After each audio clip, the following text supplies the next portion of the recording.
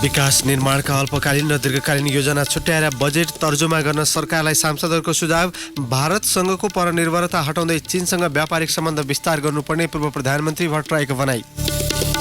नियम विपरीत चर्को शुल्क असुल्न काठमाडौँका मेडिकल कलेजले गुण्डा राख्ने गरेको विद्यार्थीको आरोप। वस्तुनिष्ठ छानबिन गर्न माग गर्दै संसदीय समितिमा उजुरी। प्रेस काउन्सिल सम्बन्धी कानून संशोधन र एकीकरण गर्न बनेको विधेयकप्रति प्रमुख प्रतिपक्षी कांग्रेसको गम्भीर आपत्ति। नियमनको नाममा प्रेस र अभिव्यक्ति स्वतन्त्रता निश्चित पार्न खोजेको आरोप। पृथ्वीको तापक्रम नियन्त्रणका लागि विश्वले सही दिशा पहिल्याउन नसकेको भन्दै राष्ट्रसङ्घीय महासचिव गुटरेसद्वारा चिन्ता व्यक्त। र इन्डियन प्रिमियर लिग क्रिकेट उपाधिका लागि चेन्नई सुपर किङ्स र मुम्बई इन्डियन्स भिड्दै दुवै टोली चौथो उपाधिको खोजीमा। नमस्कार, कान्तिपुर डायरीका साथमा साथी लक्ष्मी र म अनिल। सुरु गरौँ मुख्य प्रसङ्गबाट। आगामी आर्थिक वर्ष 2076-77 को विनियोजन विधेयकका प्राथमिकता र सिद्धान्तमाथि प्रतिनिधि सभामा छलफल सुरु भएको छ। अर्थमन्त्री युवराज खतिवड़ाले गत शुक्रबार पेश गर्नुभएको विनियोजन विधेयकका प्राथमिकता र सिद्धान्तमाथि छलफल गरियोस् भन्ने प्रस्तावमाथि आजबाट छलफल सुरु भएको हो। छलफलका क्रममा प्रतिपक्षी दलका सांसदले मात्र होइन, सत्तारूढ दलकै सांसदले पनि विकास निर्माणका अल्पकालीन र दीर्घकालीन योजना छुट्याएर बजेट तर्जुमा गर्न सरकारलाई सुझाव दिएका छन्। एक रिपोर्ट। आगामी आर्थिक वर्षको बजेटको प्राथमिकता र लक्ष्य निर्धारणको प्रारूप बारे प्रतिनिधि सभामा प्री बजेट छलफल सुरु भएको छ। विकास निर्माणको खाका सहित नीति तथा कार्यक्रममाथि पर्याप्त छलफल गर्न नपाएको आक्रोश सांसदले पोखेका छन्। पूर्व प्रधानमन्त्री समेत रहेका समाजवादी पार्टीका अध्यक्ष बाबुराम भट्टराई नीति तथा कार्यक्रममाथि छलफल गर्न पाएको भए बजेटलाई प्रभावकारी बनाउन मद्दत पुग्ने तर्क गर्नुहुन्छ। हामीले यो सुझाव दिन पाएको भए नीति कार्यक्रममा नीति समेटिने थियो र बजेटमा त्यसलाई मूर्त रूपमा आउने थियो, त्यसैले यो उल्टो भयो भन्ने मलाई लाग्दछ। र यतिले मात्रै सायद पर्याप्त हुँदैन। सरकारवालाहरूसँग विभिन्न ढङ्गले सुझावहरू लिने, नयाँ विधि अडी लोकतान्त्रिक विधि, सहभागितामूलक विधि अपनाउन सके राम्रो हुन्थ्यो। अर्थ मन्त्रालयको समेत जिम्मेवारी सम्हालिसकेका भट्टराईले यसो भनिरहँदा प्रमुख प्रतिपक्षी दल कांग्रेसले भने यस अघिको जस्तो टुक्रे योजनालाई केन्द्र सरकारले प्राथमिकतामा राख्न नहुने बताएको छ। कांग्रेसका सांसद ज्ञानेन्द्र बहादुर कार्की अन्धाधुन्ध कनिका जस्तो बजेट छरेर भोटको राजनीतिलाई सुरक्षा गर्ने अस्त्रको रूपमा लिन लागेको छ। यस कुराको म मुलुकको गम्भीर ध्यान आकर्षित गराउन चाहन्छु। बेरोजगारी, न्यून उत्पादन र व्यापार घाटा मुलुकको प्रमुख समस्या भएकाले उत्पादन बढाउने योजना बनाई बजेट विनियोजन गर्न सरकारलाई सत्तारूढ दलका सांसदले सुझाएका छन्। आधार तयार नभएका आयोजनामा बजेट विनियोजन गर्दा लागत बढ्ने तर्क गर्नुहुन्छ पूर्व अर्थमन्त्री समेत रहेका नेकपाका सांसद सुरेन्द्र पाण्डे। उत्पादनमूलक क्षेत्रमा लगानी बढाउन सरकारले विशेष प्राथमिकता दिनुपर्ने पाण्डेले बताउनु भयो। व्यापार घाटा घटाउनको लागि कुन चाहिँ वस्तुको उत्पादन गर्ने, सबै वस्तु उत्पादन गर्ने या केही वस्तुबाट उत्पादन सुरु गर्ने? यदि यसमा प्राथमिकीकरण भएन भने हामी सबै वस्तु उत्पादन गर्ने भएर जान्छौँ भने कहिले पनि हामी माथि चढ्न सक्दैनौँ, एउटा टार्गेटमा पुग्न सक्दैनौँ। कृषिको औद्योगिकीकरण, रुग्न उद्योग सञ्चालन, विदेशी मुद्रा आयातका लागि प्राथमिकताका क्षेत्र निर्धारण गर्न राजपाको सुझाव छ। बजेटले प्राथमिकता निर्धारण गर्न नसके आगामी आर्थिक वर्ष पनि अघिल्ला वर्षभन्दा फरक नहुने राजपाका सांसद लक्ष्मणलाल कर्णको भनाइ छ। गाउँबाटै विकास गरौँ भन्ने कुरा सोचिराखेका छौँ भने त्यसको निगरानी आवश्यक छ, त्यसको ऐन कानून आवश्यक छ, निर्देशिका आवश्यक छ। यो सम्पूर्ण कुरा गरेनौँ भने हाम्रो पैसा बेकार व्यर्थमा गइराखेको हुन्छ। सत्ता साझेदार दल समाजवादी पार्टीका सह अध्यक्ष राजेन्द्र श्रेष्ठले बजेट मार्फत केन्द्रले प्रदेश र स्थानीय तहमा दायित्व हस्तान्तरण गर्नुपर्ने सुझाव दिनुभयो। सम्पूर्ण रूपमा केन्द्रीकृत रूपले चाहिँ लिएर तल चाहिँ अनि ठोरै दिने प्रक्रियाले गर्दाखेरि यो समस्या उत्पन्न भएको छ। यस कुरामा आगामी बजेट हेरेर मात्रै भन्न सकिन्छ। आगामी आर्थिक वर्षको विनियोजन विधेयकका प्राथमिकता र सिद्धान्तमाथि छलफल चलिरहँदा सांसदले अल्पकालीन र दीर्घकालीन योजना छुट्याउन सुझाव दिएका छन्। संसदमा पेश भएको विनियोजन विधेयकमा उल्लेखित नीति कार्यक्रम र प्राथमिकता बारे जानकारी दिँदै अर्थमन्त्री युवराज खतिवड़ा सरकारी खर्च प्रणालीलाई परिणाममुखी तुल्याउँदै उपलब्ध वित्तीय साधनको न्यायोचित बाँडफाँड गरिनेछ। आयोजनाहरूको प्रतिफल र प्रभावकारिताको आधारमा मात्र बजेट विनियोजन गर्ने प्रणालीको विकास गरिनेछ। आयोजना व्यवस्थापन क्षमतामा सुधार गरी पूर्वाधार विकासलाई तीव्रता दिइनेछ। बजेटमा सरकारको प्राथमिकता निर्धारण र त्यसलाई व्यवस्थित बनाउने सांसदको सुझाव सुन्दा जनताका लागि विकास र समृद्धि टाढा छैन। तर यसअघिका बजेट कार्यान्वयनको पाटोलाई हेर्ने हो भने सन्तोष मान्न सकिन्न। प्रत्येक वर्षको महत्वाकांक्षी बजेटलाई आर्थिक वर्षको अन्त्यमा मापन गर्दा आशातीत परिणाम आउन नसकेपछि सरकारी आश्वासन र नारा फोस्रा साबित बन्ने गरेका छन्। रेडियो कान्तिपुरका लागि बासु खड्का।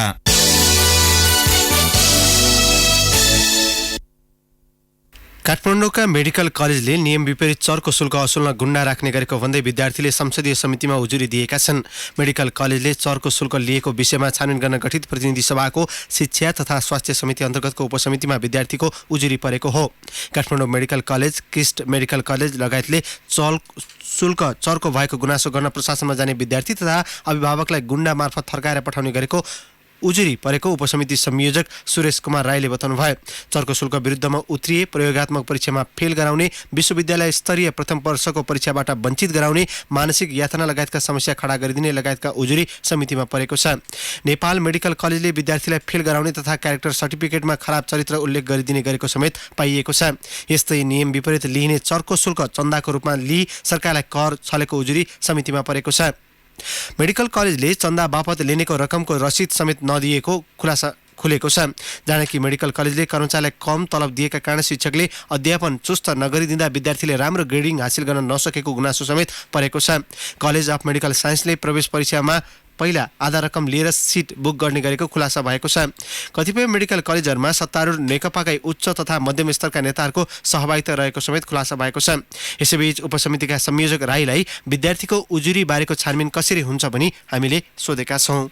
कारबाहीको चाहिँ अब विभिन्न वर्गीकरण गर्छौँ। पहिलो कुरो अहिले छानबिनकै प्रक्रियामा छौँ। त्यसो हुँदाखेरि पहिला यो उजुरीहरू जसरी आएको छ के हो सत्य तथ्य भन्ने कुरो सम्बन्धित कलेजका सञ्चालकहरूसँग र त्यो कलेज सञ्चालन गर्नको निम्ति उपल्लो निकायका केयुका टियुका काउन्सिलका पदाधिकारीहरूसँग पनि छलफल गर्छौँ र उहाँहरू समेत छलफल गरिसकेपछि कसरी अगाडि जाने हामी पछि निर्क्युल गर्छौँ। कतिपय मेडिकल कलेजहरूको सञ्चालनमा नेकपा आबद्ध नेताहरूकै संलग्न रहेको पाइएको छ। उहाँहरूलाई कारबाही गर्नको लागि तपाईँ पारिकाको रूपमा पनि हात बाँधिन सक्छ नि हैन। उहाँहरूको के कति चाहिँ अब संलग्न हो, के कति चाहिँ अब उहाँहरूले सरोकार राख्नुभयो त्यो मेडिकल कलेजसँग प्रत्यक्ष अप्रत्यक्ष त्यो कुरा पनि हामी अध्ययनमै छौँ। उपसमितिले प्रतिवेदन बुझाउँछ समितिलाई। उपसमितिको प्रतिवेदनका आधारमा जति कारबाही सिफारिस गरिन्छ यसको प्रभावकारिता हुन्छ भनेमा कसरी विश्वास राख्न सकिन्छ? यो पहिलोचोटि संसदीय उपसमिति गठन भएको हो र यो समितिले मेडिकल कलेज भित्र रहेका समस्याहरूलाई सत्य तथ्य के हो आम जनताको बीचमा, विद्यार्थी अभिभावकहरूको बीचमा यसलाई सार्वजनिक गर्ने, मेडिकल कलेजलाई नेपालमा कसरी संसारको एउटा हब्सको रूपमा विकास गर्ने भन्ने सन्दर्भ पनि छलफल चलिरहेको हुनाले हामीले अहिले जति रहेको छ मेडिकल कलेज योभन्दा हामीले धेरै अरू प्रदेशमा पनि विभिन्न सहरहरूमा विस्तार गर्नुपर्ने भएको हुनाले यसलाई निर्क्युल गरेर ठोस ढङ्गले एउटा राष्ट्रिय योजना अनुरूप अगाडि बढाउने र देशको अर्थतन्त्रलाई नै चाहिँ यसले ठुलो टेवा पुर्याउने गरी सोचिएको हुनाले यसलाई हामी व्यवस्थित ढङ्गले अगाडि बढाउन चाहन्छौँ र संसदीय समिति अहिले अब संसदमा नेकपाको 2/3 बहुमत सरकार छ र यो सरकारले मेडिकल क्षेत्रमा एउटा आमूल परिवर्तन गर्न खोजिएको छ। त्यसकारणले पनि सिङ्गो अहिले बहुमत संसद सदस्यहरू सकारात्मक ढङ्गले यसमा अगाडि लागिरहनु भएको छ र सपोर्ट छ। प्रधानमन्त्री केपी शर्मा ओलीले लुम्बिनीलाई अन्तर्राष्ट्रिय शान्ति शहरका रूपमा विकास गर्ने बताउनु भएको छ। भियतनामको औपचारिक भ्रमणमा रहनुभएका प्रधानमन्त्री केपी शर्मा ओली संयुक्त राष्ट्रसङ्घीय वैशाख सम्मेलनलाई सम्बोधन गर्दै लुम्बिनीलाई अन्तर्राष्ट्रिय शान्ति शहरका रूपमा विकास गर्ने नेपाल सरकारको योजना रहेको बताउनु भएको हो। Buddha, Buddhism and Lumbini are inseparable. Buddhism cannot be disassociated from Buddha. It also cannot be disassociated from Lumbini. To understand Buddha, it is important to understand Lumbini. Visit to Lumbini is therefore once in a lifetime experience for those who follow Buddhism and those who admire its grandeur. The birthplace of Buddha welcomes you with boundless affection. प्रधानमन्त्री ओलीले लुम्बिनी भ्रमणका लागि अन्तर्राष्ट्रिय समुदायलाई आग्रह समेत गर्नुभयो। बौद्ध धर्मावलम्बीहरूको पवित्र स्थल लुम्बिनी भ्रमणबाट मात्रै बुद्धत्व बुझ्न सकिने उहाँको भनाइ थियो। I take this opportunity to extend a cordial invitation to you all in Nepal. To ease your travel, we are going soon to complete the works for the Gautam Buddha International Airport, which is about 20 kilometers east from Lumbini, and bring it into operation. Lumbini's development is in our priority. We have a plan to develop Lumbini as an international peace city and a revered place for all humanity, for all Buddhists across the world, and for those who have interest and belief in the principles led by Buddha. प्रधानमन्त्री ओलीले अर्को वर्ष हुने सम्मेलन लुम्बिनीमा गर्ने घोषणा समेत गर्नुभयो। अर्को वर्ष वैशाख सम्मेलन नेपालले आयोजना गर्ने भएकाले प्रधानमन्त्री ओलीको सम्बोधनलाई अर्थपूर्ण रूपमा हेरिएको छ। भियतनामको उत्तरी प्रदेश हा नाममा जारी सम्मेलनमा 110 राष्ट्रका 1600 प्रतिनिधिको सहभागिता भएको छ। 3 दिने सम्मेलनमा भाग लिन संयुक्त राष्ट्र संघका उपमहासचिव सहित विभिन्न मुलुकका राष्ट्र तथा सरकार प्रमुख भियतनाम पुगेका हुन्। संयुक्त राष्ट्र संघले सांस्कृतिक तथा मानवतावादी उत्सवका रूपमा यो दिनलाई मान्यता दिएको छ। 1979 डिसेम्बर 15 मा बसेको संयुक्त राष्ट्र संघको 54औं महासभाले अनुमोदन गरेसँगै सन् 2000बाट वैशाख उत्सवका रूपमा 3 दिन यो दिवस मनाउने गरिन्छ। कान्तिपुर डायरीमा अब ब्रेकको पालो। अब बाँकी प्रसंग। प्रमुख प्रतिपक्षी नेपाली कांग्रेसले प्रेस काउन्सिल सम्बन्धी कानून संशोधन र एकीकरण गर्न बनेको विधेयकप्रति गम्भीर ध्यानाकर्षण भएको जनाएको छ। सरकारको कदमले प्रेस स्वतन्त्रतामाथि गम्भीर खतरा उत्पन्न भएको ठहर गर्दै कांग्रेसले विधेयकका विरुद्ध संसदमा खरो उत्रने निर्णय गरेको छ। ललितपुरको सानेपास्थित पार्टी कार्यालयमा आज पत्रकार सम्मेलन गर्दै कांग्रेसले प्रेस काउन्सिल सम्बन्धी विधेयक संविधानको भावना र मर्म प्रतिकूल रहेको जनाएको छ। कांग्रेसद्वारा जारी विज्ञप्तिमा भनिएको छ, संविधान र मानवाधिकार घोषणा पत्रले तय गरेका मान्यता प्रतिकूल संचार ऐनहरू बनाएर प्रेस र अभिव्यक्ति स्वतन्त्रता निस्तेज र नियन्त्रण गर्ने श्रृङ्खलालाई सरकारले निरन्तरता दिएको छ। संसदमा प्रस्तुत भएको र प्रस्तुत हुने क्रममा रहेका प्रेस अभिव्यक्ति स्वतन्त्रता विरुद्धका सबै विधेयकलाई गम्भीर ढङ्गले लिएको कांग्रेसले जनाएको छ। नियमन गर्ने नाममा प्रेस स्वतन्त्रतालाई कुनै न कुनै ढङ्गले असर नपुर्याउन समेत कांग्रेसले सरकारको ध्यानाकर्षण गराएको छ। यसैबीच प्रेस काउन्सिल सम्बन्धी कानून संशोधन र एकीकरण गर्न बनेको विधेयकको विरुद्धमा आन्दोलन सुरु गरेको नेपाल पत्रकार महासंघले आज सरोकारवालासँग छलफल गरेको छ। महासंघले एक साताका लागि संघर्षका कार्यक्रम यसअघि नै घोषणा गरिसकेको छ। सल्यानको छत्रेश्वरी गाउँपालिका स्थित सामुदायिक वनमा लागेको डढेलोका कारण थप एकजनाको मृत्यु भएको छ। घरबाट 5 दिनदेखि बेपत्ता भएका शारदा नगरपालिका 9 दुबेरी चौरका 62 वर्षीय पुन कापलनेठी सामुदायिक वनको 300 मिटर तल मृत भेटिएका हुन्। सामुदायिक वनमा लागेको डढेलोका कारण उनको जलेर मृत्यु भएको जिल्ला प्रहरी कार्यालय सल्यानका प्रहरी निरीक्षक पञ्चलाल गोलेले बताउनुभयो। महानगरीय प्रहरी परिसर काठमाडौँ र उपत्यकाको 3 जिल्ला हेर्ने क्षेत्राधिकार पाएको महानगरीय अपराध महाशाखाले अपराध नियन्त्रणमा एकजुट भएर लाग्ने प्रतिबद्धता जनाएका छन्। दुई निकायबीच राम्रो सम्बन्ध र सहकार्य नभएको विषय पटक पटक सार्वजनिक भइरहँदा नयाँ आएका प्रहरी प्रमुखले एकजुट हुने सन्देश दिन खोजेका छन्। काठमाडौँमा आज पत्रकार सम्मेलन गरी परिसरका प्रमुख उत्तम राज सुवेदी र महाशाखाका सकौल थापाले संयुक्त रूपमा काम गरेर प्रहरीको साख बचाउने प्रतिबद्धता जनाउनु भयो। काठमाडौँ प्रहरी प्रमुख एसएसपी सुवेदीले अपराध महाशाखा र परिसरले मिलेर काम गर्ने बताउनु भयो। यस्तै महाशाखाका एसएसपी थापाले मेचीदेखि महाकालीका अपराधी एकजुट हुँदा प्रहरीमा फुटको संरचना बाहिर आउनु राम्रो नहुने बताउनु भयो। अपराधी विरुद्ध कानुनी कठोरता अपनाउने एसएसपी द्वयको प्रतिबद्धता थियो। पदोन्नति भएका 3 जना प्रहरी नायब महानिरीक्षक डीआईजीले आज दर्जाने चिन्ह पाएका छन्। प्रहरी प्रधान कार्यालयमा आयोजित एक कार्यक्रमका बीच प्रहरी महानिरीक्षक सर्वेन्द्र खनालले प्रशासनतर्फका विश्वराज पोखरेल तथा प्राविधिक तर्फका डाक्टर रामकृष्ण राज भण्डारी र विजय राज श्रेष्ठलाई डीआईजीको दर्जाने चिन्ह प्रदान गर्नुभएको हो। बढुवा सिफारिसमा परेका उनीहरूलाई गृह मन्त्रालयले मन्त्री स्तरीय निर्णय गर्दै गत शुक्रबार एसएसपीबाट डीआईजीमा बढुवा गरेको थियो। दर्जाने चिन्ह समारोहलाई सम्बोधन गर्दै आईजीपी खनालले संगठनलाई इतिहासकै नमुना संगठन बनाउन नयाँ ऊर्जाका साथ काम गर्न निर्देशन दिनुभयो। यसैबीच नेपाली सेनाको उपरथी पदमा पदोन्नति भएका निरञ्जन कुमार श्रेष्ठलाई प्रधान सेनापति पूर्णचन्द्र थापाले दर्जाने चिन्ह प्रदान गर्नुभएको छ। सैनिक मुख्यालय जंगी अड्डामा आयोजित एक समारोहका बीच प्रधान सेनापति थापाले श्रेष्ठलाई दर्जाने चिन्ह प्रदान गर्नुभएको हो। गत 23 गते बसेको मन्त्री परिषद बैठकले श्रेष्ठलाई सहायक रथीबाट उपरथीमा बढुवा गरेको थियो। सैनिक मुख्यालयले उपरथी श्रेष्ठलाई उपत्यका प्रेतनाको जिम्मेवारी दिएको छ। कान्तिपुर डायरीमा अब दाङ डायरीको पालो। दाङ डायरीबाट दुर्गालाल केसीको नमस्कार। गढवा गाउँपालिका 6 प्रगति नगर स्थित देउखुरी सामुदायिक पुस्तकालय तथा स्रोत केन्द्र देउखुरी क्षेत्रको अध्ययनको मुख्य केन्द्र बनेको छ। 5 कट्ठा सार्वजनिक जग्गामा 1 करोड 75 लाखको लगानीमा 2 वर्ष अघि निर्माण भएको पुस्तकालयमा विभिन्न पुस्तकका साथै आधुनिक सूचना प्रविधिको जोडान गरिएको छ। पुस्तकालयमा 6800 विभिन्न विधाका पुस्तकहरू रहेको व्यवस्थापन समिति अध्यक्ष गिरिराज भट्टले बताउनुभयो। तुलसीपुर उपमहानगरपालिकाले 80 वर्ष माथिका ज्येष्ठ नागरिकलाई घरमै पुगेर स्वास्थ्य सेवा दिन थालेको छ।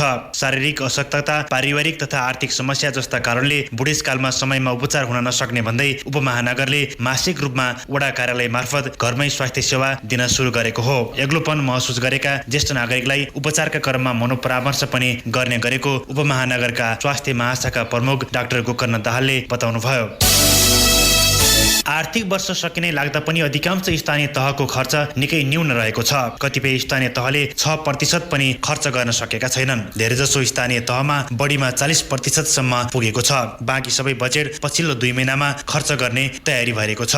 अन्तिम समयमा आएर हतारमा बजेट सक्ने पुरानो रोग स्थानीय सरकार हुँदा पनि सुध्रन सकेको छैन। कर्मचारी नहुँदा समयमै योजनाहरू कार्यान्वयन गर्न नसकेको राजपुर गाउँपालिका अध्यक्ष लोकराज केसीले बताउनुभयो। जिल्लाका बिरामीमा मोतीबिन्दु लगायत आँखाको समस्या बढ्दै गएको छ। आँखा उपचारका लागि जिल्लामा 50-50 शय्याका राप्ती आँखा अस्पताल, तुलसीपुर र लमई आँखा अस्पताल छन्। राप्तीसँग नियमित समन्वय गरेर उपचार गर्न बहादुरगञ्जमा 100 शय्याको अस्पताल छ। राप्ती र बहादुरगञ्जमा गरी यो वर्ष 2,82,539 बिरामीको उपचार भएको राप्ती आँखा अस्पतालका वरिष्ठ प्रशासकीय अधिकृत शमशेर थापाले बताउनुभयो। वर्षमा 2,37,125 बिरामीले नियमित अस्पताल र केन्द्रहरूमा उपचार गराएको र 45,414ले स्वास्थ्य शिविरका क्रममा उपचार पाएको थापाले बताउनुभयो। हवस् त, दाङ डायरी आजलाई यति नै। दुर्गालाल केसीलाई बिदा दिनुहोस्। नमस्कार। दुर्गालाल केसीको दाङ डायरीपछि कान्तिपुर डायरीमा पुनः ब्रेकको पालो। ब्रेकपछि अब आर्थिक प्रसङ्ग। मकवानपुरमा निर्माणाधीन 14 मेगावाटको कुलेखानी तेस्रो जलविद्युत योजनाको संरचना तथा उपकरणको परीक्षण आगामी 15 दिनभित्र सकिने भएको छ। नेपाल विद्युत प्राधिकरणका कार्यकारी निर्देशक कुलमान किसिङसहित निर्माण स्थलमा योजना, व्यवस्थापन, ठेकेदार र परामर्शदाता कम्पनी बीच विद्युत उत्पादन सुरु गर्नुअघि गर्नुपर्ने सम्पूर्ण परीक्षण 15 दिनभित्र सक्ने निर्णय भएको हो। हालसम्म योजनाको मुख्य सुरुङ र पेनस्टक पाइपमा पानी हालेर गरिने परीक्षण सम्पन्न भइसकेको छ। विद्युत गृहका ट्वाइन, जेनेरेटर लगायतका इलेक्ट्रोमेकानिकल उपकरणको जडान करिब सम्पन्न भइसकेको कार्यकारी निर्देशक घिसिङले बताउनुभयो। साताको पहिलो दिन शेयर कारोबार मापक नेप्से परिसूचकमा सामान्य अङ्कले सुधार देखिएको छ। नेप्से परिसूचक 3.07 अङ्कले बढेर 1295.03 अङ्कमा पुगेको हो। कारोबार भएका होटल, वित्त, निर्जीवन बीमा कम्पनी र उत्पादन समूहको उपसूचक बढ्दा बाँकी 7 वटामा गिरावट आयो। आज 84 करोड 77 लाख रुपियाँ बराबरका 26,69,059 किता शेयर किनबेच भएको स्टक एक्सचेन्जले जनाएको छ। सानीमा ब्याङ्कको सबैभन्दा धेरै 1 करोड 64 लाख रुपियाँ बराबरको शेयर कारोबार भयो। अब अन्तर्राष्ट्रिय प्रसङ्ग। संयुक्त राष्ट्रसङ्घका महासचिव एन्टोनियो गुटेरेसले बढ्दै गएको पृथ्वीको तापक्रमण नियन्त्रणका लागि विश्वले सही दिशा पहिल्याउन नसकेको भन्दै चिन्ता व्यक्त गर्नुभएको छ। न्युजिल्यान्ड भ्रमणका क्रममा प्रधानमन्त्री जसिन्डा आर्डेनसँगको भेटवार्तापछि सञ्चारकर्मीसँग उहाँले जलवायु परिवर्तनलाई सम्बोधन गर्न नसक्दा खतरा उत्पन्न भएको बताउनुभयो। गुटेरेसले भन्नुभयो, हामीभन्दा जलवायु परिवर्तनको गति तीव्र छ। पछिल्लो 4 वर्षमा विश्वको तापक्रम हालसम्मकै उच्च छ। सन् 2015मा भएको पेरिस सम्झौतामा विभिन्न मुलुकहरूले विश्व तापक्रमको वृद्धि दरलाई 1.5% सीमित पार्न पहल गर्ने प्रतिबद्धता जनाएका थिए। अब खेल प्रसङ्ग। नेपाली राष्ट्रिय फुटबल टोलीका गोलकिपर किरण चेम्जोङ 100+ को ब्रान्ड एम्बेसडर नियुक्त भएका छन्। नेपालमा 100+ को आधिकारिक विक्रेता सारा ग्रुपले आज राजधानीमा एक कार्यक्रम गर्दै किरणलाई ब्रान्ड एम्बेसडरमा नियुक्त गरेको जानकारी दिएको हो। चेम्जोङ आगामी 2 वर्षका लागि 100+ को ब्रान्ड एम्बेसडरको रूपमा रहने सम्झौता भएको छ।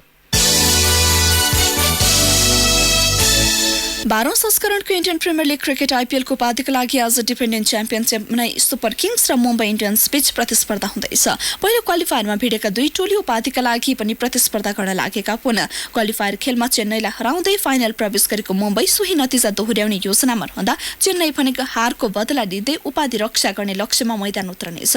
दिल्ली क्यापिटल्सको चुनौती पन्छाउँदै चेन्नईले मुम्बईसँगको उपाधि भेट पक्का गरेको थियो। समान 3 पटक आइपिएलको उपाधि उचालेका दुवै टोली चौथो उपाधिको खोजीमा आज मैदान उत्रनेछन्। उपाधि भिडन्त हैदराबाद स्थित राजीव गान्धी अन्तर्राष्ट्रिय क्रिकेट मैदानमा नेपाली समय अनुसार राति 8 बजे सुरु हुनेछ। प्रिमियर लिगको अन्तिम खेलमा आज उपाधि दावेदार मानिएको म्यान्चेस्टर सिटीले ब्रेकटोन एन्ड होभ एल्बियन तथा लिभरपुलले वुल्भरह्याम्पटन वान्डरसँग प्रतिस्पर्धा गर्दैछ। प्रिमियर लिगको उपाधिको छिनपान अन्तिम खेलबाट हुन लागेको यो 8औं पटक हो। आजको खेलमा सिटी विजयी भए उपाधि आफ्नो नाममा दर्ता हुनेछ। आजको खेलमा लिभरपुलले जित हात पार्दा भने उपाधिका लागि सिटीको नतिजा पर्खनु पर्नेछ। तालिकाको शीर्ष स्थानको सिटीको 95 अङ्क छ भने दोस्रो स्थानको लिभरपुलको 94 अङ्क छ। प्रिमियर लिगको अन्तिम दिन आज 10 खेल हुनेछन्।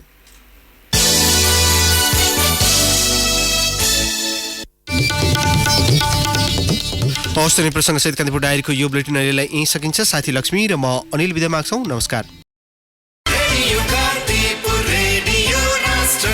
सूचना र मनोरञ्जनको संवाहक रेडियो राष्ट्रको रेडियो कान्तिपुर।